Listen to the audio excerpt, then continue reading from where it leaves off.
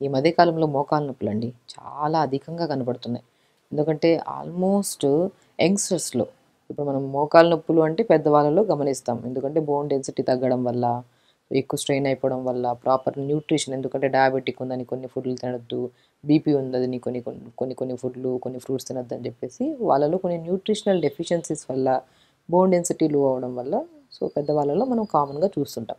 కానీ youngsters normal తింటుంటారు. Food digestion మంచిగుంటది. ఫ్రూట్స్ తింటుంటారు. కానీ యంగ్‌స్టర్స్‌లో ఎందుకు మోకాళ్ళ నొప్పులొస్తున్నాయని చాలామంది అడుగుతుంటారు. సో 30-40 ఇయర్స్ వాళ్ళలో 50-60% జనాలలో ఈ మధ్య కాలంలో జాయింట్ పెయిన్స్ అని, మన సయాటికా పెయిన్ అని, మోకాళ్ళ నొప్పులని, ఈ తిమ్మిర్లని అధికంగా చూస్తున్నాం మనం. సో మనం ఏం చేస్తుంటాము బేసికల్లీ ఈ జనరేషన్‌లో ప్రత్యేకంగా కూర్చొని చేసే వర్క్‌లు ఎక్కువైపోయాయి.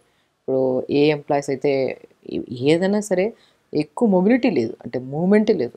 సో నేనేమంటంటే మన పాతకాలంలో అది కూడా మోకాళ్ళ నొప్పులనేది చాలా రేర్‌గా చూసేవాళ్ళం. ఎందుకంటే వాళ్ళు లేచి మంచిగా మార్నింగ్స్ లెగడము, మోషన్ నీట్‌గా పాస్ చేయడము, ఎర్లీ మార్నింగ్స్ మంచిగా ఒక 1 మీల్ హ్యాపీగా కన్వీనియంట్‌గా తినడము. సో దాంతో పాటు ఫిజికల్ యాక్టివిటీ ఎక్కువుండేది. నడవడం గానీ, లేదంటే యాక్టివిటీలో చేయడం గానీ, పొలం పనులు గానీ అవన్నీ చేసేవాళ్ళు.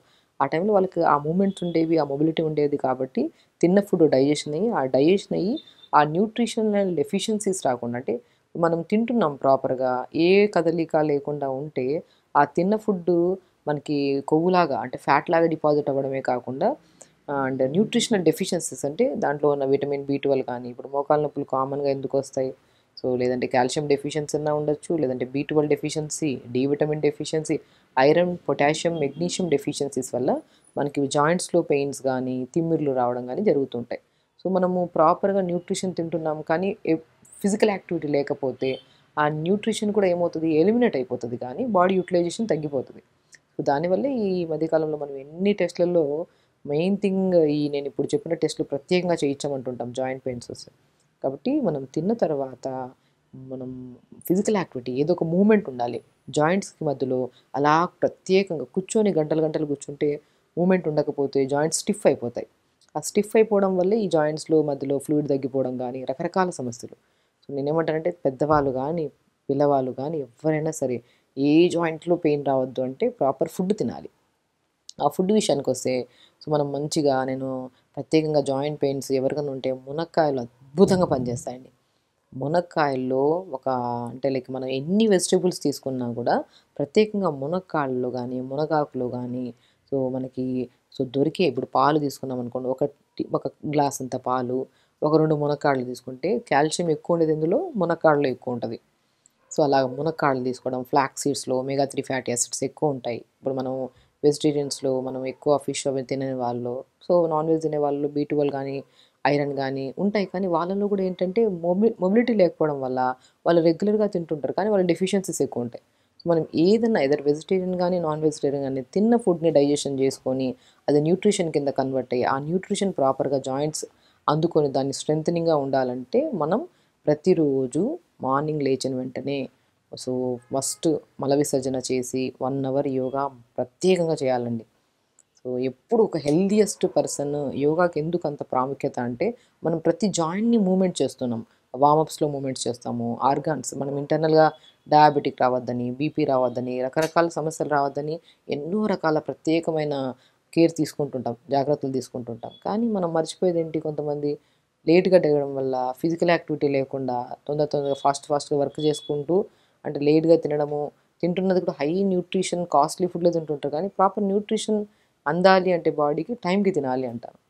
కాబట్టి మనకి ఎప్పుడైతే మార్నింగ్స్ ఫిజికల్ యాక్టివిటీలో యోగా రెగ్యులర్‌గా చేసుకుంటూ ఉండి, దాంతో పాటు మునక్కాడల్ని మనం రెగ్యులర్‌గా కూరల్లో గానీ, మునక్కాడలు మనం ప్రతిరోజు కూరల్లో తీసుకొని తినలేము కదా!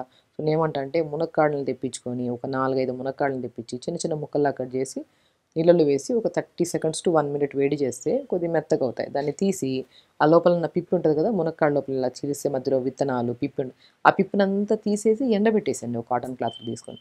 దాంట్లో మనం ఎండబెట్టిన తర్వాత పౌడర్ వస్తది కదా! ఆ పౌడర్‌ని ప్రతిరోజు ఆవు పాలల్లో కావాలంటే ఆవు పాలల్లో అయినా తీసుకోవచ్చు. లేదంటే మజ్జిగలో అంటే మజ్జిగలో, హాట్ వాటర్‌లో అయినా తీసుకోవచ్చు. కొంతమందికి ఎలర్జీ ఉన్నట్టుంటే మనం పాలు తాగొద్దంటాము.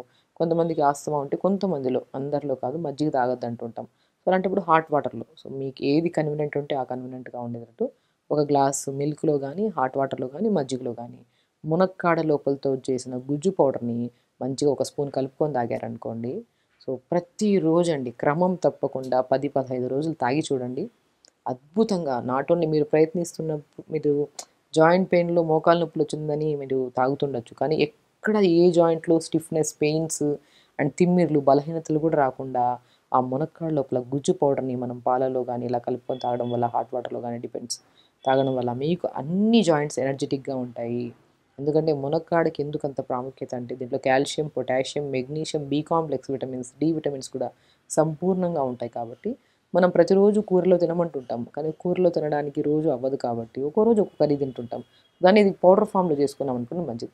ఇది కూడా ఒకరోజు మునక్కాడ లోపలతో చేసిన గుజ్జు పౌడర్‌ని కలుపుకొని తాగుతారు. ఒకరోజు మునగాకు పౌడర్. మునక్కాడ లోపల గుజ్జు గానీ, మునగాకు తీసుకుంటే కొంతమందికి హీట్ అయ్యే ఛాన్సెస్ ఉంటాయి. కొద్దిగా బాడీ హీట్ అయ్యే ఛాన్సెస్ ఉంటాయి. అప్పుడు మనం ఏం చేస్తాం, ఒక ఇలాచీని క్రష్ చేసి యాలుకని పౌడర్‌ని కొద్దిగా కలుపుకొని అది మజ్జిగలో గానీ, హాట్ వాటర్‌లో గానీ, నీళ్ళలో గానీ మీకు ఎలా కన్వీనియంట్ అయితే అలా కన్వీనియంట్‌లో ఓ రోజు మునక్కాడ లోపల గుజ్జు పౌడరు, కొద్దిగా ఇలాచి కలుపుకొని తాగారనుకోండి. సో హీట్ అవ్వదు, బ్యాలెన్స్ ఉంటది అండ్ ప్రాపర్ న్యూట్రిషన్ కూడా అందుతది. అండ్ ఇలాచీలో ఇంకొక మెయిన్ ప్రాముఖ్యత అంటే డైజెషన్ ఇంప్రూవ్ చేస్తది యాలుకలు తినడం వల్ల. సో దాంతోపాటు బీపీ ఉంటే బీపీ కంట్రోల్ చేయడానికి, బాడీలో వాతం ఉంటే దాన్ని కూడా కంట్రోల్ చేయడానికి యాలుక పౌడర్‌ని వాడుతుంటాం. ఇది కూడా ఎక్కువ కాకుండా తక్కువ మోతాదులో. సో చూసారా మనము మోకాళ్ళ నొప్పులుంటే, జాయింట్ పెయిన్స్ ఎక్కడున్నా కూడా ప్రతిరోజు మెయిన్ ఇంపార్టెంట్ ఫిజికల్ యాక్టివిటీ. మనం రోజు మీరు చెప్పినట్టు మేము పాలు తాగుతున్నాం, దాంట్లో మునక్కాడ లోపల పౌడర్ కలుపుకొని తాగుతాం. అయినా మాకు రిజల్ట్స్ రావట్లేదు అంటారు కొంతమంది. సో నేనేమంటానంటే ఫిజికల్ యాక్టివిటీ. ఇది తిన్నా కూడా, ఇది తాగినా కూడా డైజెషన్ ప్రాపర్‌గా ఉండాలి. అది ఉండాలి అంటే మనం మార్నింగ్ ప్రతిరోజు యోగా చేసుకోవాలి. అలా యోగా చేయడం వల్ల మనకి జాయింట్స్ డైజెషన్ ఫ్యూచర్‌లో డయాబెటిక్, బీపీలు, ఇవి రకరకాల సమస్యలు ఎక్కువైపోయాయి మధ్యలో. ఇవన్నీ రాకుండా మన జాయింట్స్‌ని అద్భుతంగా పనిచేసే ఒక మిరాకిల్ మనం ఇంట్లో ప్రిపేర్ చేసుకున్న మునక్కాడ లోపల పౌడర్, మునగాకు పౌడర్, కొద్దిగా ఇలాచిని మనం చెప్పినట్టు పాలలో గానీ, మజ్జిగలో గానీ, హాట్ వాటర్‌లో గానీ కలుపుకొని తాగితే చాలా మంచిది. అండ్ దాంతో పాటు కొంతమంది ఇంకా మనం కొంతమంది పిల్లలు గూడా చిన్న చిన్న పిల్లలు గూడా తొందరగా ఇమ్యూనిటీ డ్యామేజ్ అవ్వడం వల్ల చిన్న గాయమైనా గూడా అది రికవరీ అవ్వడానికి టైం పడుతుంది. సో అలాంటప్పుడు మనం పిల్లలకి మనము వాల్‌నట్స్ ఉంటాయి కదా! వాల్‌నట్‌లో గూడా ఒమేగా 3 ఫ్యాటీ యాసిడ్స్ ఎక్కువుంటాయి. ఫ్లాక్స్ సీడ్స్‌లో గూడా ఒమేగా 3 ఫ్యాటీ యాసిడ్స్ ఎక్కువుంటాయి కాబట్టి ఈ రెండిటిని పౌడర్ చేసేసుకోండి. ఆ పౌడర్‌ని మనం ప్రతిరోజు ఇడ్లీ చేస్తామా, దోస అన్నీ చేస్తుంటాం గదా! సో ఇడ్లీ బ్యాటర్‌లో ఒక స్పూన్ కలిపేసుకొని ఏదో రకంగా బాడీలోకెళ్ళాలి. మనం సెపరేట్‌గా తీసుకోమంటే అశ్రద్ధ చేస్తాం. సో అలా కాకుండా ఏదన్నా ఇడ్లీ బ్యాటర్‌లో ఇప్పుడు మనం ఇడ్లీ చేస్తున్నాము. సో అది న్యూట్రిషన్ కింద మనం తింటున్న ఫుడ్ మొత్తం చూడండి. ఇలా ప్యాటర్న్‌లో తీసుకుంటే ఎక్కడ జాయింట్ పెయిన్స్, ప్రత్యేకంగా మోకాలు నొప్పులు ఇవన్నీ ఉండవు.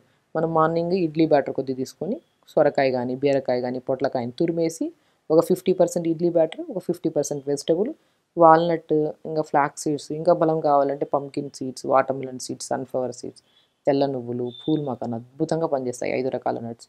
సో వీటిని దోరగా వేపేసుకొని పౌడర్ చేసుకొని ఆ పౌడర్ కొద్దిగా ఇలా ఇడ్లీ బ్యాటర్‌లో కలుపుకొని ఒకరోజు ఇడ్లీ అలా తీసుకోండి. సో న్యూట్రిషన్ చూస్తారా ఎక్కడ కాల్షియం ఉంటే కాల్షియం తక్కువ ఉంటది. కాల్షియం బ్యాలెన్స్ చేస్తది. బి12 తక్కువ ఉంటే బి12 బ్యాలెన్స్ చేస్తది. D vitamin, iron, potassium, magnesium ప్రత్యేకంగా ఇవన్నీ చాలా మెయిన్ ఇంపార్టెంట్ జాయింట్స్‌కి. ఇవన్నీ ఈ నట్స్‌లో అన్నీ దొరికిపోతున్నాయి కాబట్టి ఇవి మనం డైలీ తినే ఇడ్లీలో ఇవన్నీ కలుపుకొని తీసుకుంటే మంచి ఫైబర్ ఉంటది. మోర్ న్యూట్రిషన్ ఉంటది. సో డైజెషన్ కూడా మంచిది. సో అలాగా మనం ఇడ్లీ మనం ఒకరోజు ఇడ్లీ, ఒకరోజు మనం జావ గానీ, రాగి జావ గానీ, జొన్న జావ గానీ అలా తీసుకుంటాం. ఒకరోజు ఇలా బ్రేక్‌ఫాస్ట్ అయ్యాక లంచ్‌కి బ్రౌన్ రైస్, ఎక్కువ ఆకుకూరలు, ఎక్కువ వెజిటబుల్స్ ఏసుకొని తినడం.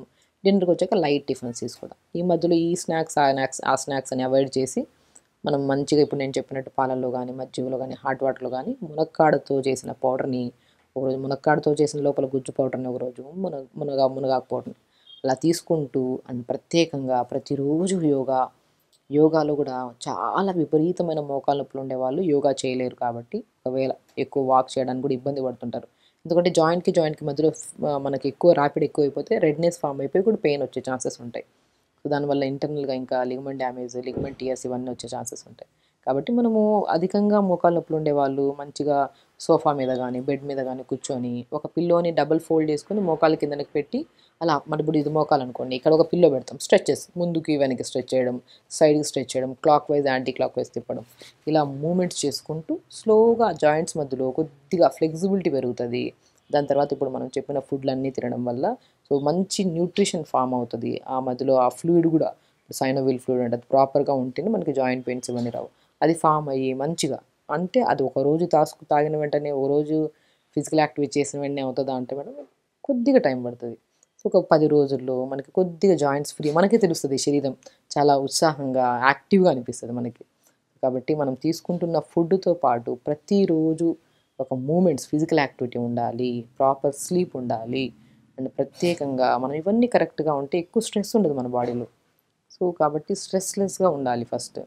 ఇవన్నీ తెలిసిందే, మనం చేయడానికే చాలా కష్టపడతాం. సో హెల్తీగా ఉండాలి. ఈ నొప్పులు ఉండి బాధపడి రోజు ట్యాబ్లెట్లు వేసుకొని ఆ నొప్పుల ట్యాబ్లెట్ వల్ల కిడ్నీ పాడైతే మనకే కదా సమస్యలు.